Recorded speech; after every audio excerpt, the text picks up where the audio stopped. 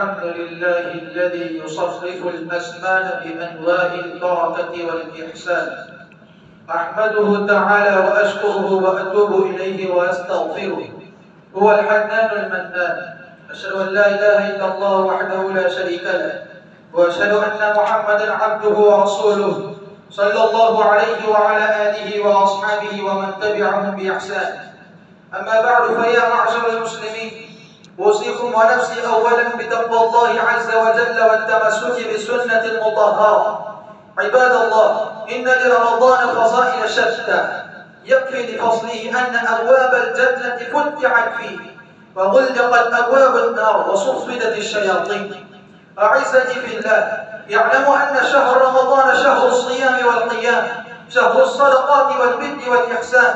واعلموا أن الله تعالى قد فرض الزكاة بالتأكيد، حيث قال تعالى عقب الآيات فيها حكم الصلاة مرارا: أقيموا الصلاة وآتوا الزكاة فاتقوا. فيا عباد الله، ما استطعتم وأنفقوا خيرا لأنفسكم، وما أنفقتم من شيء فهو يخلفه وهو خير الرازقين.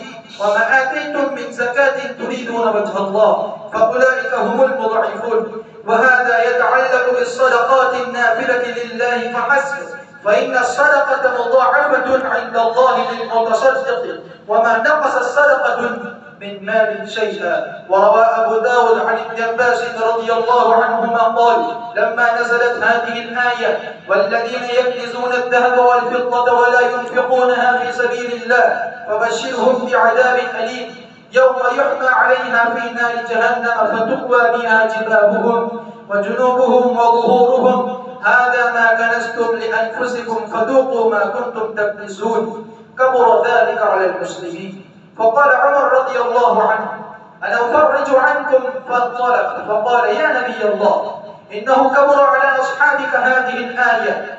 فقال رسول الله صلى الله عليه وسلم: إن الله لم يخرج الزكاة إلا ليطيب ما بقي من أموالكم، وإنما فرض المواريث لتكون لمن بعدكم. فكبر عمر رضي الله عنه، ثم قال له صلى الله عليه وسلم: ألا أخبرك بخير ما يكنز المرأة الصالحة: إذا نظر إليها سرته، وإذا أمرها أطاعته، وإذا غاب عنها حفظته.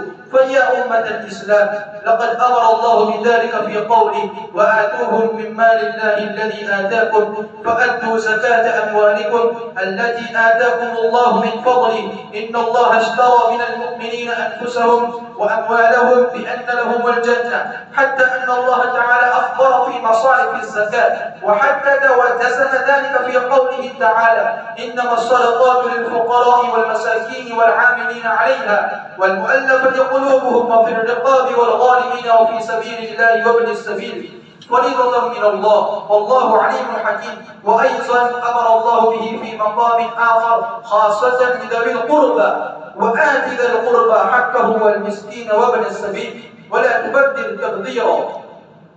نسأل الله التوفيق لما يحب ويرضى، ونسأل الله البركة فيما رزقنا، آمين يا رب العالمين. أقول قولي هذا وأستغفر الله لي ولكم ولسائر المسلمين من كل ذنب وخطيئة، فاستغفروا إنه هو الغفور الرحيم.